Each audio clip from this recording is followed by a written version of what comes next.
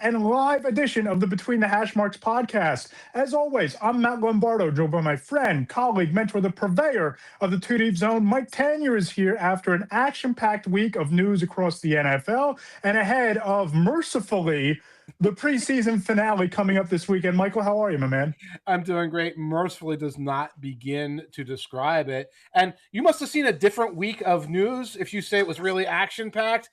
Mine had a little dribs and drabs of action, but that's okay because we've got a guest today. We certainly do. We're going to check in with former New York Jets Director of Player Personnel, Greg Nejma, who's now the president of Accelerated Sports Ventures. We'll get his thoughts on the big news of the week, which is the floodgates opening between the NFL back to college football and the transfer portal. We'll make sense of all that. Greg was obviously in the room when a lot of debates happened around final cuts, which are going to be coming up this Sunday. But before we get into all that, a little bit of housekeeping. If you enjoy the podcast, please go ahead and subscribe in the Apple Podcast Store. Leave us a 5-star rating and review. We read all of the 5-star reviews on the show. You can check us out in the iHeartRadio app, Amazon Alexa, and Amazon Music. You can check us out there at Between the Hash Marks. And of course, if you enjoy Mike Tanier's unique blend of firebrand anger directed at the Cleveland Browns, deep analytic dives, superhero comparisons, seamlessly woven dad jokes, be sure to subscribe to the Two Deep Zone. And if you enjoy my brand of insider reporting, news, nuggets, and analysis, subscribe at BetweenTheHashMarks.com. Mike, it's been a wild week, and certainly I think the biggest story is this issue of the transfer portal being reopened to players who don't make an NFL roster. And I've never seen anything before like it, but it might just be the wave of the future.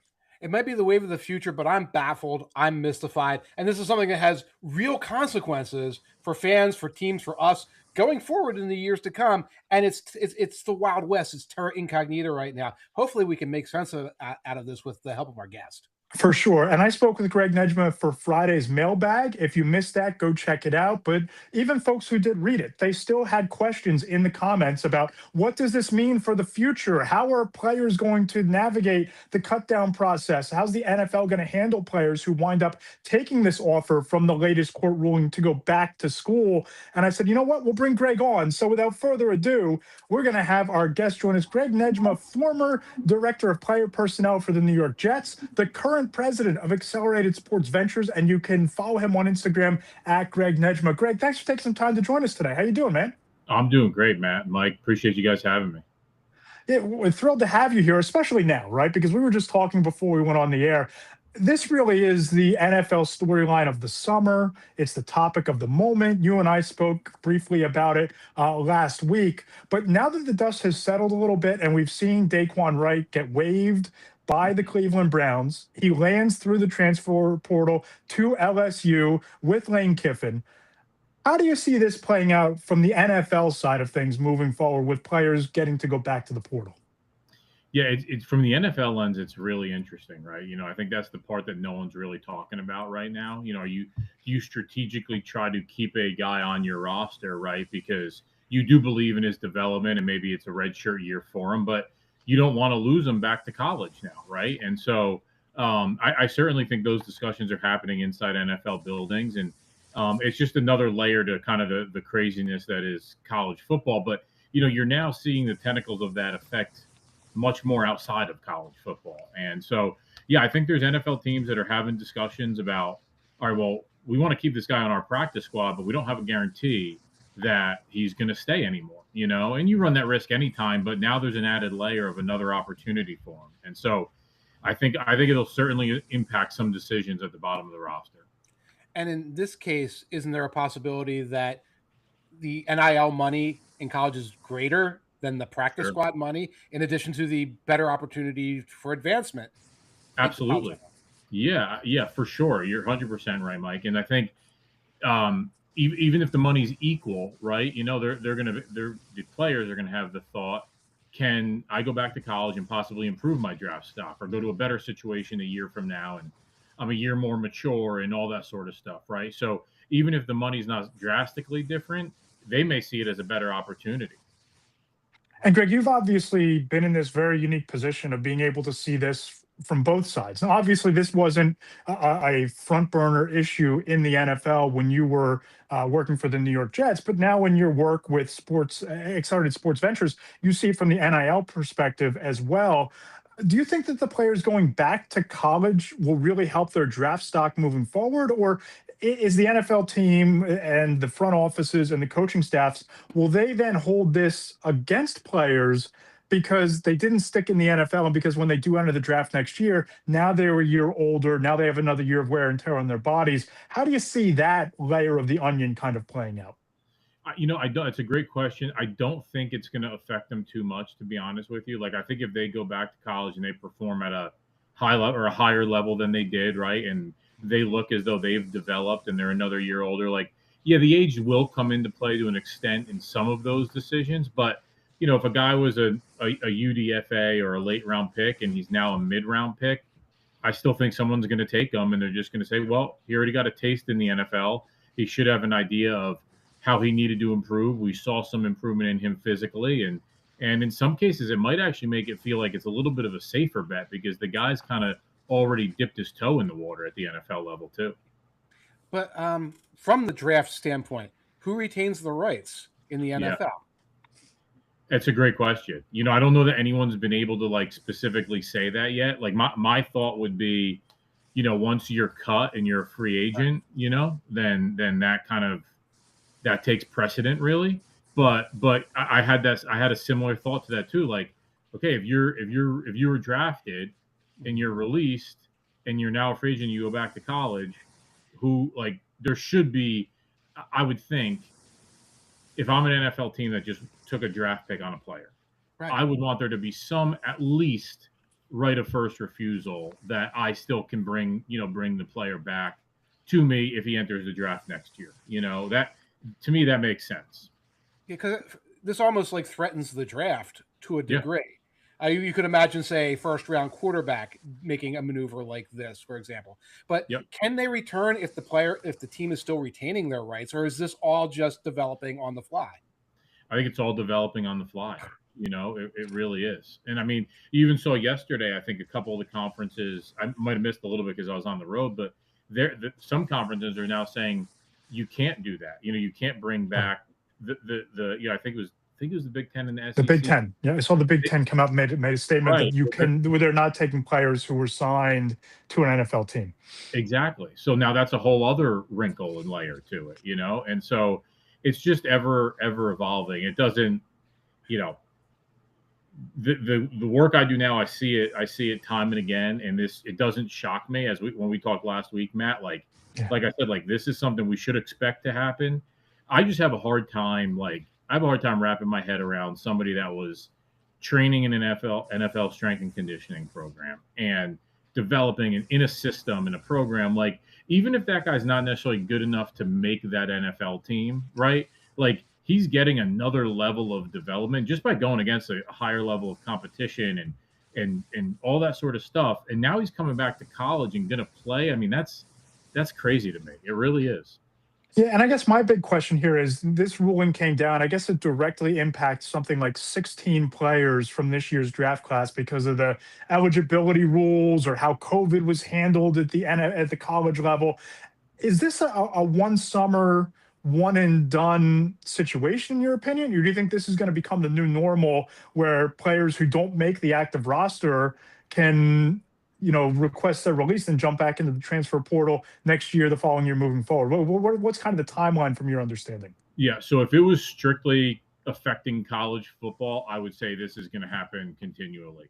Now that it's starting to touch the NFL and NFL programs, that's where I think the guardrails will come in place. I could see the NFL protecting the draft to an extent and saying, like, if you were a draft pick or if you were signed and you choose to go back, like, you have to go back to the team that released you, or things like that, right? Because I think, to Mike's point earlier, like it can lead to so many other issues if the NFL doesn't step in and at least put some guardrails around it. So they may not be able to stop what a judge rules as it relates to college football, but they can certainly be an impediment to the impact that it has on the NFL. And I would expect the league to do that.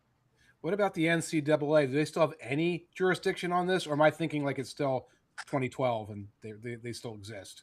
I don't know, honestly, Mike. I think there's so many variables now. There's different states and judges that rule on different things. There's different Right. conferences that have different rulings, and there's just not kind of that one true governing body, right, that has oversight over all of it. And I think that is where a lot of these inconsistencies happen. Like you had the ruling a couple weeks ago where these guys could come back, right, and that kind of opened the floodgates. Everyone started scrambling, and I was doing work for it too, try to help identify some players for the schools I work with, and then maybe 24 hours after that, it was, well, that may not be the case. And then it was, it continues to change almost daily, right? And so that's just kind of the world these colleges live in now. And Greg, this really is the wild, wild west in college football. It's becoming the wild, wild west in the NFL. And it's just fascinating how this topic really took over the conversation. You and I spoke a couple weeks ago about you coming on and talking about cuts because you've been in the room during final roster cuts. And this now becomes the topic of the day. But I do kind of want to transition to that part of the conversation because I find it fascinating, right? We've all seen Hard Knocks. We've all seen some of those debates and some of those conversations where position coaches are lobbying for guys, but you're one of the people who's been in that room for years. So take me through what that's really like and between the executives, the GM, the head coach, a position coach, a coordinator. What are those conversations like during final cuts, and who typically has the upper hand of the final say? Yeah, it's a really long, arduous process. It's really a 6 to 7 week process from when training camp starts, where you're constantly evaluating your roster on a daily basis. You typically have like weekly meetings with the coaching staff where, we would, I don't know if every team does it exactly this way, but I feel it's pretty similar where, we would kind of like, we would almost go through what the roster cuts would be each week, right? So that we kind of like had an ongoing dynamic conversation about it, right? And obviously that changes. Guys can have a couple good weeks or a couple bad weeks. And then as you get to this point, it really starts to kind of crystallize. Obviously, injuries have an impact on that and everything. But as you're doing that, you're also like from a pro scouting standpoint, which, when I was the director of pro scouting, not only are you having all those discussions, but you're also canvassing and looking around the league for all other options that could potentially upgrade your roster. So then, that has another layer to it. So there's a ton of discussions that happen. I think the most important thing is like to be open, honest, and transparent throughout the entire process, from the personnel standpoint to the coaching staff. You're never going to agree on everything. I think the personnel staff, or the general manager in a lot of cases typically has the final say on the 53-man roster. And I think there is some benefit to that because they have to balance winning now, but also preparing for the future. And I think in a lot of cases, coaches, as they should be, like this is not a criticism of coaches, right? But they're worried about how do we win game one and then how do we win game two, right? And so I think that's the balancing act, and that's what makes it really challenging. But I think as frequently as you can have those conversations dynamically, like really when it gets to this point, you're probably only deciding on like 2 or 3 more things. Most Wow. of the discussions there's a lot of consistency on, and then you get to this final week and there's a handful of final decisions that you guys need to come to agreement on. Back in the day, it used to be 2 phases. There was Yeah. one set of cuts and another. Now it's only one giant cut down. And then, like you said, that scramble because some other team might have cut somebody you covet. Easier now for the front office or harder now? And then the same question for the players, which was preferable for them? Yeah, I think it's harder now just because there's the sheer volume of having to go from 90 to 53 on your own roster. Like Right. you could go from 90 to 75. That kind of was like, okay, that's one step. And now you're just going from 75 to 53, right? And really, with the practice squads at 16 players, you're cutting them. You may lose one or two, but for the most part, that 75 to 53, the majority of those guys are going to be coming back, right? So I think it just helped you kind of sequence it a little bit from a scouting standpoint in terms of identifying players elsewhere. It was certainly easier because now when it goes from 90 to 53, there's that influx of players once the personnel notice comes out, right? And you're doing your job. You're ahead of those things, and you're prepared for as much of that as you can be. But inevitably, there's going to be surprises or guys that you didn't think were going to get cut, and so you need to like kind of sort through it in real time. So I think from a personnel and a team side perspective, it's more challenging going from 90 to 53. From the player standpoint, honestly, I think it probably is too, because I think when you get clumped in with however many thousand of players that, get cut now, right? It's a little bit easier to get lost in the shuffle. When you went from 75 to 53, I think some of those names stand out a little bit more. You could have also signed somebody beforehand, right? Before you even got to the next round of cuts. So somebody cuts the wide receiver you have eyes on, you'll jump on him before you have to go from 75 to 53. That's right. Exactly right. Right. And in the old days, the undrafted rookie free agent who made the first round of cuts, he sort of gets attention. He gets on radar. So if he doesn't make the second round, that's somebody who might wind up being priority for some other team. That's harder to spot, at least from a media standpoint. Yeah, that's right. And, look, teams sometimes they try to play games too. Like they don't want you to necessarily think that the guys they're holding to the 75 cut are going to be their entire practice squad. Like there might be one or two that, you cut and you're like, hey, once, we set our practice squad, we'd like to bring you back, right? We just need to get through this last, preseason game or whatever it was, But now, now everything kind of gets all clumped into one, and it's a lot of names and a lot of volume. Greg, you're now the president of Accelerated Sports Ventures. Before we get into all that, I do want to pick your brain here. Yep. In your former life in the Jets front office, what was the most difficult decision around roster cuts that you can remember being a part of? And did you win the power struggle? Wow. There were a lot of them. Like instead of a specific one about a player, I would say that the most challenging ones just in general were where we just couldn't find like a consensus or a reasoning amongst the personnel and the coaching staff, right? And like I wouldn't say that happened frequently, but it happens probably like maybe once a year, and it normally comes down to like your last decision, and there's support one way and there's support another way, and I think the challenging thing about those decisions is like the general manager, if he has final say, like he has to make the decision knowing that he's going to be upsetting like one side of the organization, right? And that's just not an envious position to be in. Obviously, you want it to be the right decision, right? But, you have to always do what you think is best for the team, right? And people can view that different ways. So those were always the decisions that were just really challenging and took a lot of conversation and a lot of like hard conversations to really sort through. I can remember a couple of them distinctly, but just out of respect to the people involved and the players that were involved, I don't want to get into that specifically, but those were the ones that, really kind of like we agonized over a lot, where we just couldn't see it the same way. When those cuts come, like we have the saying, coach wants to see you, bring your playbook. Is that how it goes? Yeah.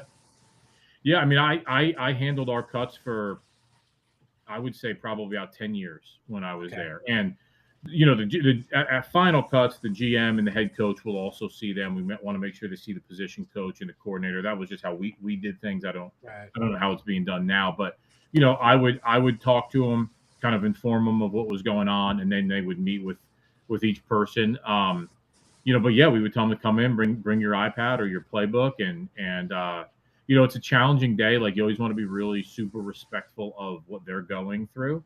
But I also always wanted to try to give them some feedback and some reasoning why. And I wanted them to understand the perspective. They may disagree with it, but like I felt like I owed that to them. And then I always just tried to explain, a lot of these guys are rookies, right? And they've never gone through this before. So I always tried to explain a little bit of what the process, like the next 48 to 72 hours may look like for them, so you're going to get cut, you're going to go on waivers. 24 hours from now, a team has an opportunity to claim you. If they do, you're on that team. If not, we may bring you back to our practice squad.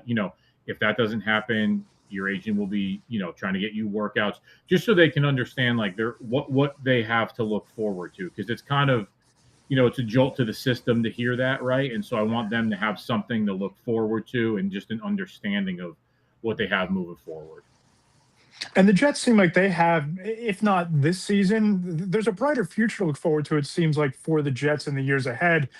They strung together a couple of really nice draft classes the last 2 years. I spoke to a couple executives after the draft back in May who said the Jets had the best haul of any team in the NFL. And you've been in that building. You're obviously familiar with how they operate. What are your reasonable expectations for the Jets going into this season? Yeah, I think. Look, I've been in those positions before. Like, I never want to put a win and loss expectation just because it's so Yeah, challenging to do for that. sure. Um, I think just setting the foundation and like overcoming. Obviously, last year wasn't a great year. I think they would all admit that. And I think it's really just about trying to show like legitimate progress from that, and then also just setting like the foundation moving forward for the future years to come. Like what that looks like in terms of wins and losses, I couldn't say. I think it's really more just kind of the optics of how it looks on the field, and how the presentation of it looks on the field, right? I think that to me, it will be really important this upcoming year, and I think it'll help if they're able to do that. I think it'll help them moving forward for sure. And in a perfect world, what is the long term plan, long term future scenario for them at quarterback? What does that look like? If you were in that building, if you were the GM this year, you're walking into a season with Geno Smith and Kate Klubnik on the roster. You have the 3 first round picks next year. Just your view on what the ideal quarterback scenario is for the Jets beyond 2026, the future of that position. Yeah, I think the ideal scenario is it's less about what the quarterback is. I think it's more about where the team's at. Because I think a lot of these quarterbacks come into situations that they get drafted early, and obviously the team's not in a great position, right? And then there's either eventually a coaching change that happens, and now a young player has been. I mean, we've seen it all across the league, right? Where a young player gets drafted, and then there's a coaching change, and now they're having to deal with that. So I think the first thing is really like establishing the progress and like we talked about of the team, and getting that to a point where they are moving in the right direction. And then whether it's Geno, who I'm a big fan of and loved when we drafted him, or Cade Klubnik, or all those sorts of things. Those guys play at a good enough level, or there's enough pieces there to where maybe the guy that you are drafting, he doesn't have to play right away, and he can really kind of learn and grow, and then the team can continue to develop, in that third year, and it's just a much more stable situation. I think that's kind of the ideal situation overall, really. For it's more about the team being able to absorb the player than it is about what player is right for the team, in my opinion, in a lot of cases. And you're in a really unique role in this new ventures, Accelerate Sports Ventures. Tell us about it, what you have going on, and what you guys are trying to build in this new era of NIL in college football. All kinds of sifting landscapes in terms of the NFL draft moving forward. You have these Power Five programs, you have these Power Five 5 star prospects in your portfolio you're working with. Tell us about Accelerate Sports Ventures, what you're working with, and the work you guys are doing. Yeah. So I took the role about 5 months ago, and really what it is it's all the stuff that I did in the NFL. So it's true film-based evaluation. It's all our professional processes and discussions about roster allocation, cost replacement analysis, all those sorts of things, and really just being an extension of a staff of multiple schools and advising them and guiding them. In certain cases, it helps with additional bandwidth to help canvas for players. In other cases, it's more just being able to offer my thoughts and insights based on my 16 years of experience to these teams. College football is becoming, and it is a professional model. And I think the teams that are willing to accept that and to lean into that are going to be at an advantage. So it's been really exciting. We're working with multiple schools now. It's really rewarding because it's what I love doing, but it's rewarding because I get to see like the impact that it's having in the relationships that it's helping me build, right, with these teams and with these programs. And so I'm really excited about it. So when a new NIL rule or court case comes, I guess you get a notification on your phone pretty Yeah. quickly because you have to act right away and start adjusting on the fly. Yeah, absolutely. And I think that's one of the things that we help with, right? Is like Hmm. these rules do change. So like having as much infrastructure and as much process and preparation that you can have internally that I can help with, Hmm. it really helps transcend a lot of these rules and the ever-changing landscape. Like Right. if you trust your process and you have additional resources at your disposal, it's going to help teams deal with all those sorts of things and not react to them and be ahead of them. Wow. Fascinating stuff, and certainly a very valuable service in today's college football landscape. Greg, tell people how they can find out more about Accelerate Sports Ventures and where they can find out more about you. Yeah, so acceleratesportsventures.com. Our website is up, and you can see everything on there. I think you mentioned my Instagram before. That's another place where I put a lot of stuff up on that you'll be able to see. Accelerate Sports Ventures that's just as it is as their Instagram as well. So yeah, we're putting a lot of good stuff out, and it's really exciting. It's growing, and I'm fired up about it. Greg, really appreciate you taking the time. Really value the insights, the conversation, your friendship. Thanks for joining us today. And everybody should go check out the Accelerate Sports Ventures Instagram and check out at Greg Nejma on Instagram as well for all your NIL, college prospects, college football information that you need in this ever-changing landscape. I appreciate you guys. You do a great job. Thanks for having me on. Appreciate you, brother. Thanks for joining us. Of course. Yeah, Mike, that's really interesting stuff. And it seems like the landscape ever changing just seems to be the phrase that's echoing in my mind, that Greg is the guy who has to keep up and read and react and pass the information on to his college program clients, the players that he's dealing with. It just seems like it's a changing world by the day, big time college football, and now impacting the NFL. Sounds like too much work for me. It just sounds like too much work for me. Like if I was in his line of work and I woke up one morning and it's like, oh, NFL players can now go back to college and into the portal, I'd cry. I would cry. It's like you think you have a handle on what the scope of this is, and now you have to like add in. Well, also there might be these other 50 players who could do it, but you're not sure if they're going to be allowed to do it or not, or what the parameters of that are, or if the individual conferences are going to allow that. Like for you and I, it's a little bit of a headache here and there keeping track of who's where. Imagine if that was the job, is keeping track of who's where and being able to tell Lane Kiffin who's where, being able to tell Chip Kelly, whoever at the coaching ranks, who's where at any given time. Too much work, too hard. I can picture the alert coming on your phone, and Ari Gold from Entourage, where he throws it against the wall. I can see that being you in that role. And I'm not so certain that you didn't do that on Monday at about 11:15 when I'm sitting in my home office and I get the email from Two Deep Zone where you write the perfect summation to Deshaun Watson being named the starting quarterback of the Cleveland Browns. And I got to put it to you and give it to you straight here. You summed it up absolutely perfectly when you called this whole situation the perfect triangle of hatred. The triangle of hatred. Deshaun hates the Browns, I think. He hates the fans, although he recanted some of his harshest remarks against the fans. The fans do not like him. Browns fans have long time had a love-hate relationship with the Browns that veers towards hatred. And now the Browns are very much clearly stating that they don't give a damn about their fans, and they don't really care about Deshaun either. They're amortizing him like just a bad investment that they're trying to get penny stocks out of. And it's just... you reach a point, because I obviously do a lot of humor. You reach a point where the funny thing isn't funny anymore. And like the thing that kind of is also like, you want to condemn it and you're just sick of that anymore. And that I've never seen an NFL organization engender this feeling of just exasperation and hopelessness and despair anymore. It's not funny. It's not funny to be mean about. It's not fun to hate watch. It's just gruesome at this point. No, it goes beyond football too, because first of all, I don't know that there's another organization in all of professional sports that is openly hostile to its fan base as the Cleveland Browns are to theirs.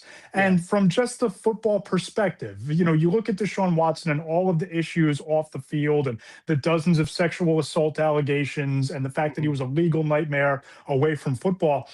He just isn't that good of a quarterback anymore to put up with all of that, to think that there's a high enough ceiling that there's any value whatsoever in playing him. Because, Mike, he's thrown 19 touchdowns to 12 interceptions in his last 19 games. I'm sorry, as an NFL starting quarterback, That's abysmal. And I know that there was the shoulder injury. I know there was the torn Achilles, but the straw that broke the camel's back for me was when he stood at the podium Saturday afternoon after being booed in Cleveland and didn't show 1 ounce of remorse. Basically, I flat out said, quote, I have no regrets about anything in my life, unquote. Right. Talking about football, talking about all those things, but Right. to even have that process with everything that he's been through, the situations he put himself into, to have that kind of an attitude and to project your anger towards the fans for voicing their anger, Right. I just think that Cleveland fans deserve better and the Browns organization needs to operate better. And I don't know that they're capable of doing it. The human race deserves better. The human race deserves better than this to be like, okay, once a week on Sunday, this guy's going to be out there playing football, whether you like it or not, whether he deserves it or not, because of a cascading failure of terrible decisions, one on top of each other, perpetrated by a team run by a absolutely morally reprehensible idiot in Jimmy Haslam.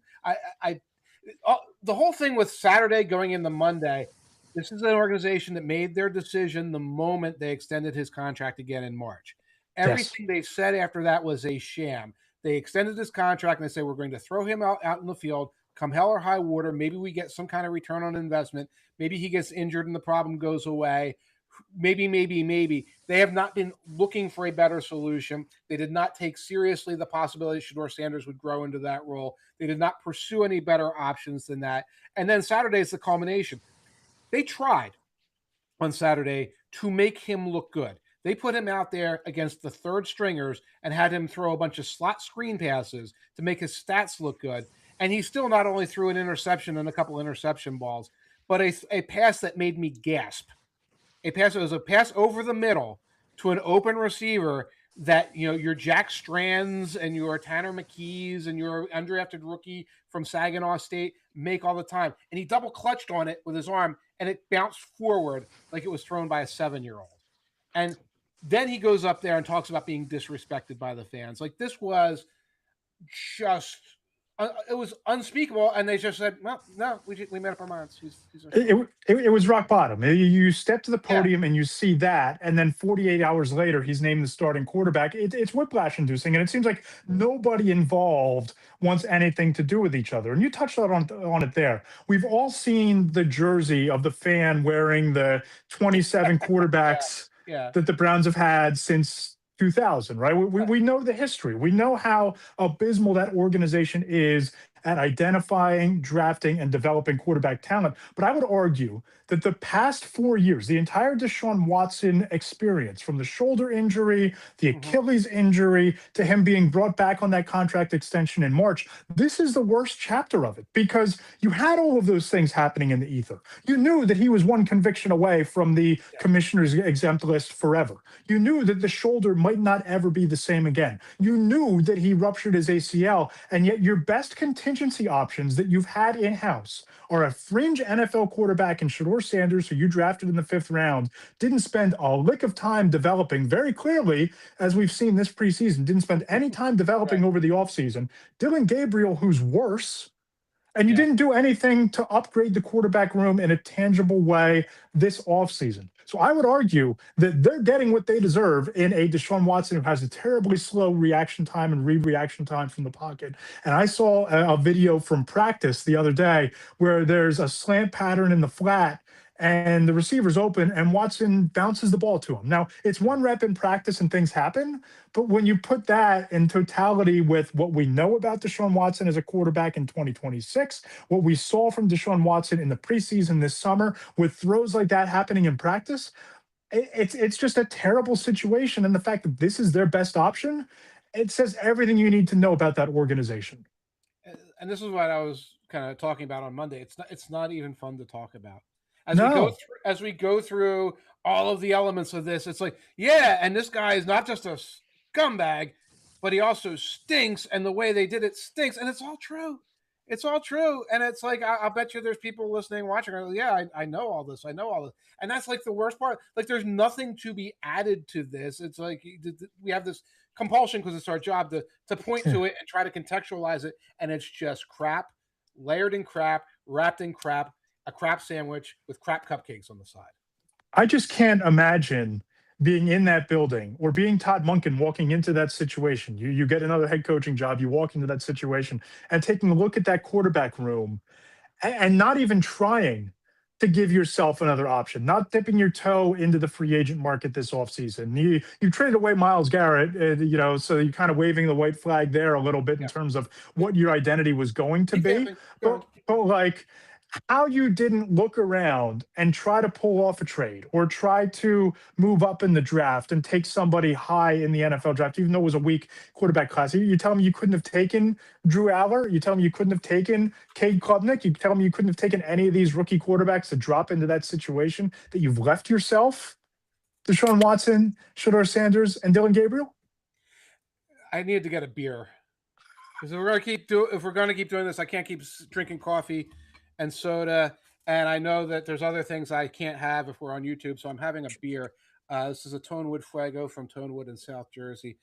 Now they drafted Taylor Green out of Arkansas. I guess 6th round, I think. Sixth round, And yeah. you haven't seen him, so you have this 4th quarterback. And if you know, like the Falcons, for example, Jack Strand, we saw their 4th quarterback. The young man Daniels, we talked about him last week for the Buccaneers. We saw him, the 4th quarterback. We've seen the Eagles' 4th quarterback, Cole Payton, over and over again. We've mysteriously never seen this kid. And the reason why, in my personal opinion, is because he could be their best option, but they can't allow that to happen. The Yeah. chance that this tall scrambling Joe Milton-y kind of guy from Arkansas could run around in circles, throw a couple deep bombs, and like everyone realize he's better than Watson and better than Shedeur, and he's like an adult, a normal sized adult, unlike Gabriel. And so they couldn't put him in a preseason game except at the last drive of the 4th quarter or whatever they did. They didn't give him any like serious reps.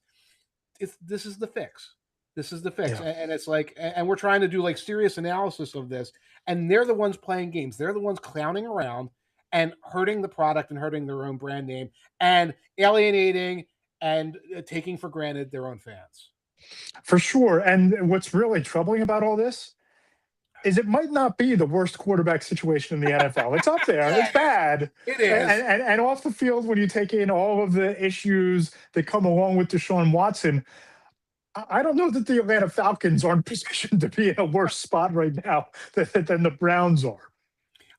I would, if they had to go out there with Cooper Rush and Jack Strand, they're in better shape than the Browns are right now. And they won't have to, but like we're starting to get news here that Michael Penix is healthy again. No, he always was healthy, but now he's really healthy. Now he's cleared by doctors.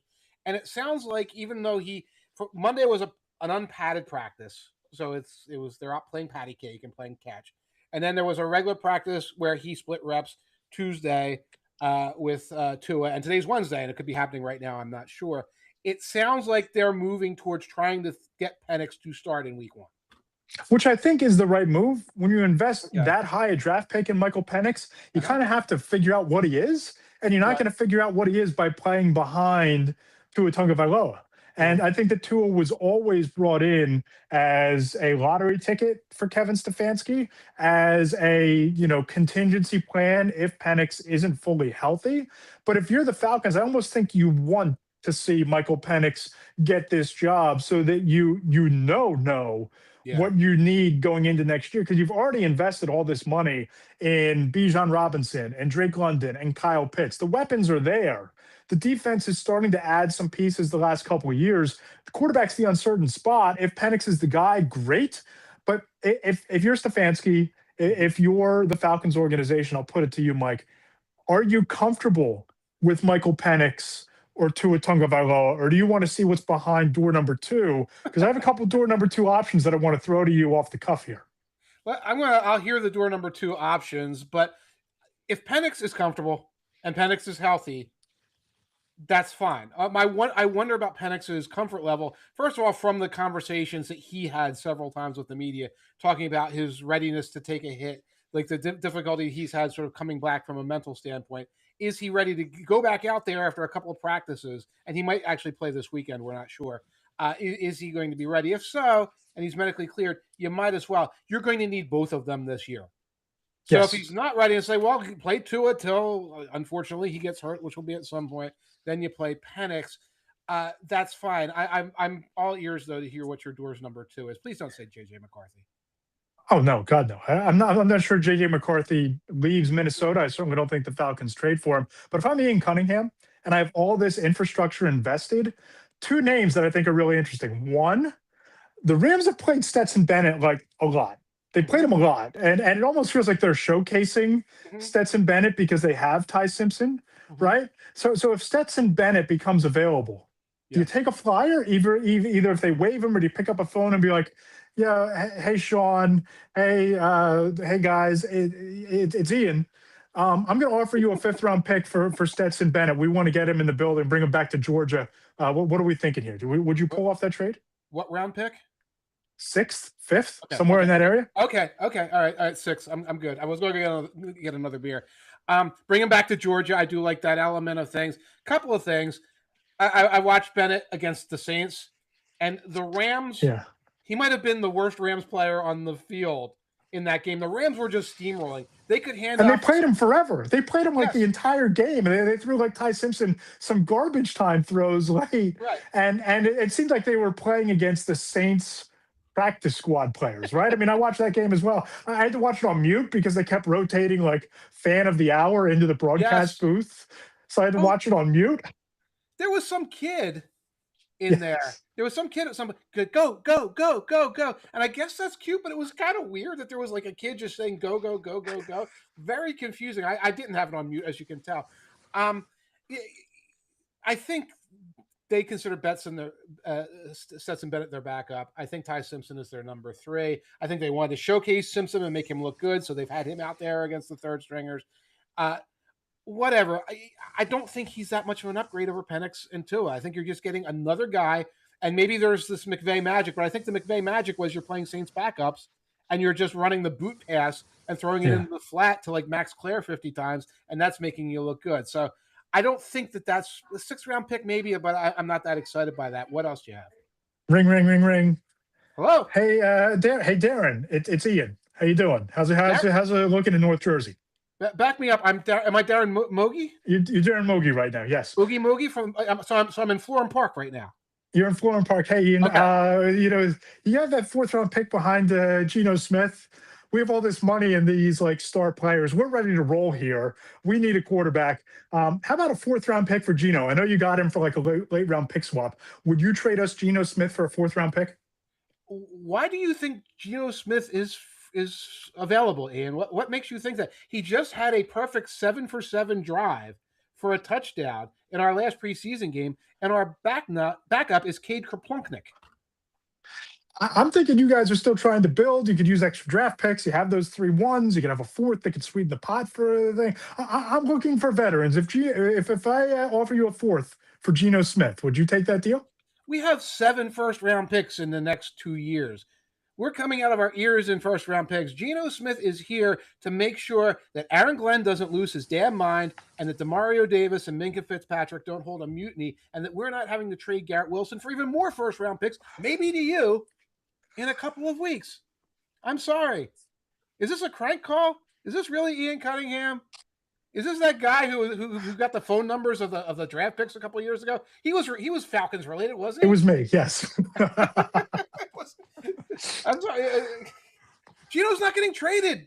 No, but I just find him pointless in that situation. I just find him completely pointless to be. But I understand Aaron Glenn is coaching for his job. I understand they need to show progress, as Greg said in our conversation. And the best way to show progress is Geno Smith. I've just always been of the thought of, okay, if I'm not going to win this year, I want to best situate myself to win big in 2027, 28, 29, and moving forward. And I want to build towards that. I don't know that playing Geno builds towards that end. What does Geno do for the Falcons, though? Get them 9-8 for 1 year? Yeah, and you can win a division at 9. You can win that particular division at 9-8, right? And you can get to the playoffs at 9-8 with the weapons that they have. You might be able to do that with Penix and Tua, though. It's another one of those. Maybe if we get the broken down veteran, you have one.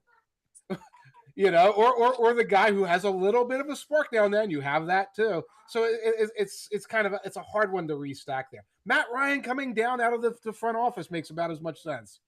Yeah, Philip Rivers at age 67 years old. Old man Rivers, bring him back. Bring Philip Rivers back. I wouldn't be surprised. I'll give you one. I was going to wrap with it. Okay, the Cowboys right now are trying to figure out their number two between Sam Howell and Joe Milton. Joe Milton is incredibly toolsy and seems to every year seem to be like, yeah, he's figured things out a little bit more, and he can run and he can throw as further than Josh Allen. Howell's out there. He's tough. He's competitive. He's kind of gets sacked 150 times if he actually plays. The person who loses that battle, first of all, is better than anyone the Browns have. And secondly, if they were brought into the mix there, and it's like, look, we know we're going to need a third quarterback because both of these guys are injury prone, and maybe it's Milton because he can run and fly, or maybe it's lots of upside. People in the league seem to love him. Very intriguing player. Yeah. Then do something like that. I could see them making kind of a move like that. That guy might end up just being Jack Strand at this point. We've got this dude from nowhere state who looks good against the fourth string, and if we're not going anywhere with our third quarterback, let's give him an evaluation. Best case scenario, I still think, and you sound like you agree too, is Michael Penix, and then you kind of look around at how these cuts shake out and what veterans are available in the trade market. I mean, Tanner McKee is another one. If you offer a draft pick, who knows? Although I don't think the Eagles are intent on moving off of him. No. But one of the big stories of the week is one of the more interesting stories of the week. I apologize for putting this on the outline. I apologize, but I think we had to touch on it. You have to touch on Jed York's arrest. The circumstances surrounding it are not ideal. The reporting is that he was arrested soliciting a prostitute in a trailer park in East Palestine, Ohio, correct? Yeah. This sounds like the kind of thing that comes across the Facebook. Like you have like a cousin or like an old friend or a sister-in-law or something posting vaguely about something terrible that happened, and then when you look into it, you find out it's something like this, where where one of our demographic of older, not 500 million. My dad or my uncle sends me a text message of a screenshot of a Facebook post and said, "Is this real?" Right, like that's right. Or he's sending it. I went to college with this guy. Yeah. You won't believe what he did. And like, or wasn't this that guy that you got in that fight with in the bar? It's like, oh my God. So he was on some. What's everybody has heard the details. Yeah. What's the weirdest detail for you? It's got to be the setting, right? It's got to be the $160 in a trailer park. And listen, I am not going to besmirch sex workers or put them throw them under the bus or crack jokes about sex work, but like Jed York's net worth is $500 million. Yes. Before we factor in the San Francisco 49ers as an asset, his personal net worth is $500 million, and you're trolling a trailer park like at 4 a.m. or whatever it was. What is happening here? See, that's the thing. The specificity of the dollar figure. Forgive me, I live a sheltered life. I assume everything would have been in multiples of 100, 200, 300. I would have thought that that's how that kind of thing worked, so to speak. I didn't know that you could go down and granulate things in terms of 20s and stuff like that. Not, but what gets me is it wasn't 4 a.m. It was like 9:30 in the morning on a Sunday. Yeah. That's the detail of it where it's just like, 9:30 in the morning on Sunday, maybe you're going to church, maybe you're getting ready for your NFL games. I'm having coffee, I'm taking a walk, I might be going to a farmer's market, and this individual is so eager to have a tryst with a prostitute that he's pinging the hell out of undercover police officers. Right. Pinging the daylights out of them like, come on, where are you? Because he needs very badly at 9:30 in the morning to get this sort of release, so to speak. Yes. It's it's hilarious, but it's gross. It's outside of our comfort zone, I think, to a degree. Like I don't do these kind of jokes. No, but you know who's going to do those kind of jokes? Everyone. Mike Evans and George Kittle and Brock Purdy and the 49ers players at their lockers, right? That's the extent. I've had somebody like on social media ask me like, what's the impact going to be from a football standpoint and on the field? I think the impact from a football standpoint is like in the locker room when these guys are shooting the shit with each other on a Tuesday afternoon, the jokes are going to be cracked about the owner. Or maybe he walks by the locker room and it's like, oh, at least I'm not that guy. You know, Right, like right, right. I That's think that's the extent of how this it's like plays with the players. it's that at least I'm not that guy energy. Because Yes. I look at the story, I was like, well, at least I'm not that guy. He's got $500 million. He owns a team, et cetera, et cetera. It's like, well, yeah, but I don't have to run around 9:30 in the morning saying, quick, get me to the trailer park out of Route 130, because I just have to get this so badly. But Fred Warner said, oh, we're not talking about this in the locker room. And what I think is happening is, first of all the young guys, and we just talked to somebody who's in charge of cutting young guys, they're not saying nothing. No. Not in the locker room, not Nope. at this point. And a lot of the older guys are probably looking at each other and kind of nodding, and it's just like, just lay low, just let it go. But you better, when they're whispering, when they're in the group chat, when they can't be overheard by Kyle Shanahan or somebody like that, they've got strong opinions on this Yes. genius move by the guy who writes their checks. Do you think this has any football impact whatsoever? No. I mean, I don't even know what it would be because I don't even Right, know if you're Roger Goodell. Do you even like investigate this further? What kind of disciplinary action do you take against an owner for something like this? It right, it does. I think the extent of the impact is the locker room fodder, or like yes, when the offensive linemen go out to dinner at the steakhouse and they're away yeah, from the facility and away from the transformer, that they'll joke about this like over sirloins. You know what I mean? I feel like that's the extent of this. I don't even know that it's a distraction. It's just no, kind of what these guys are going to like be talking about and gossiping about for a few weeks. right. It's not even somebody they see on a day-to-day basis, and York can hide from them for weeks at a time. He is the owner. He's up on a different office, etc. A couple of things, by the way, in the chat. Jeff says, "Love the Tonewood Fuego." Jeff is seeing me drink a Tonewood Fuego for the first time, I think. And he also asks, "Is Eli Stowers, the tight end from Vanderbilt, a bust for the Eagles?" I'm not going to say bust, but I was not a huge fan of Stowers. He cannot block. He's never Yeah. blocked, and that's a problem.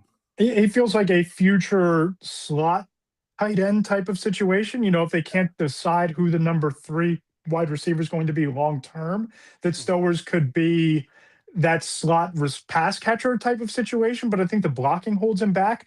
I'm not Yes. ready to write off a tight end, a draft pick, a player as a bust before he plays an NFL game, right? But Right. from what I'm hearing in camp, it hasn't been great. It hasn't been great. That kind of player where it is he's such a great receiving tight end. So many of them disappear into the ether because the Yeah. moment that they can't block regularly and we start talking about, well, we can use them as a slot. That's what slot guys are for. That's great if you're Mike Gesicki level talent where you can actually do that. You're probably not as good as the slot receiver. I mean, the good side of this is I've heard Johnny Munt, who the veteran, can block in the past has blocked his butt off in his past stop, like absolute pure blocker. I haven't seen much of him. I think the buzz out of camp is that he's been the blocker they expected him to be. Put him out there, solve the running game issues to a degree, get somebody Yeah. better than Craig Calcaterra in that role. He can catch the little short, goofy tight end pass and maybe turn up field for some yardage. Hopefully for Eagles fans, and we're based in Philly, of course, and there's Eagles stuff behind us, so I don't know why I'm trying to couch all of this. Oh, for Eagles fans, but not for us. Munt becomes that guy. Stowers becomes somebody that, yeah, you stash on the practice squad. Maybe you see some more life out of him later in the season, etc. And what's interesting is that a lot of these judgments are being made off of what we've seen from Stowers in preseason games. And I had an executive tell me in Monday's column, quote, joint practices are where the team building Yes. results are seen, and the preseason games are for back of roster competition, unquote. And this is the Mhm. point in the show where like we kind of talk about what we're looking forward to in the week ahead, what games we have eyes on, what players we want to see. But you're at the point now where it's week 3 of the preseason. This used to be the dress rehearsal game in a 4-week preseason where you'd see the Yeah. starters play into the third quarter. You might game plan just a little bit more than your basic, like, base offense install periods that you put out there in preseason games. But joint practices are where it's at this point. And I think, I was thinking a lot about this week. I think it's time for the NFL to really, and I think that the appetite might finally be there to change the way the preseason is presented. Let's hear it, please. So I did some digging on this. Mike, did you know that teams generated a combined $4.1 billion in total ticket revenue last season?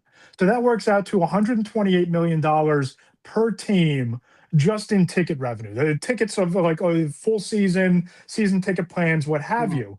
So when I look at this, and you have coaches and executives going off record with me, telling me we don't really give a damn about the preseason, and you're Right. seeing, Jameis Winston play 3 quarters in the preseason. You're seeing Stetson Bennett play three Yeah. quarters in the preseason. You're seeing Devontae Adams with a baseball hat on for entire preseason games. Like the starters aren't even getting work out there in these games, right? Right. It feels like at that amount of revenue, it feels like the timing should be right for teams to strip the preseason games from Mm-hmm. season ticket plans, and you Mm-hmm. should allow your season ticket holders to have to opt in to the preseason games at a lower rate, whether it's 25% off or 50% off, whatever. Huh? Sometimes like a season ticket holder might like toss the preseason game to like a brother or a cousin or the dude who cuts your lawn as a gift. So you might want those tickets to like give away as like, hey, little Johnny's never been to a game. Hey, here's 2 preseason tickets to Ravens versus Jets. Whatever. Take him to the stadium, have a Mhm. great time. But slash the ticket prices, number one, and then I would say whatever goes unsold, Mhm. donate those tickets to like local boys and girls clubs or local Pop Warner football teams and cheerleading teams, so you can get kids to go to games where your Right. coaches are telling you you're not going to see Jalen Hurts, you're not going to see Roma Dunze, you're not going to see Justin Jefferson. Like slash the ticket prices Mhm. and involve like youth charities to get them in the building to get a taste of what an NFL game and experience is really like. At that revenue level, $128 million per year just in tickets, I feel like you can afford to cut some losses here on preseason games that you don't even care about. Jeff points out the preseason tickets are a reduced price nowadays, but you're still required to buy them. So it's not Yeah. like so they sell them at a cut rate, and then they probably just increase the price of the regular season ticket, et cetera, et cetera. So your plan involves the teams making a little bit less money, is what you're saying. Yeah, which was why it'll never happen. Right. I don't even understand the words you're saying right now. So you're saying that that the team would actually have less money based on what you're suggesting. Right, but at the same time, I think it would be one of those things where like fans and fan bases, there wouldn't be so much anger about the preseason. Like I sense this groundswell Yes. on the socials of people are just fed up with preseason football. Somebody on Blue Sky was like, the joint practices have ruined the preseason, and to an extent, I guess, kind of they have in terms of watching the games. But I feel like in endearing the goodwill and getting kids into the stadium who like might buy a jersey or a cap or spend money on merchandise that you're not getting by a season ticket holder who goes to 18 games a year. He's not walking in and buying his like brand new Eagles jersey week 1 of the preseason.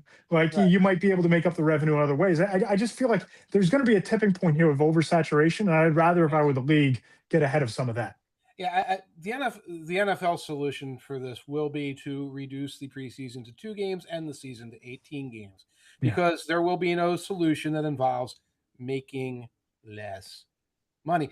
But I thought, and we talk about joint practices. We talk about how valuable they are, how they might be even more interesting for fans.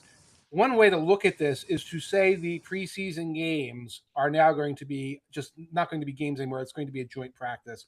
It will be held at 7 o'clock at the stadium between the two teams, or it'll be at the facility, and you can put up enough bleachers for several thousand people at these facilities.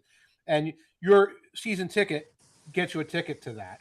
Okay, so if you're a season ticket holder, that's your preseason ticket, and that's what you go and get. So you do get to watch ones versus ones.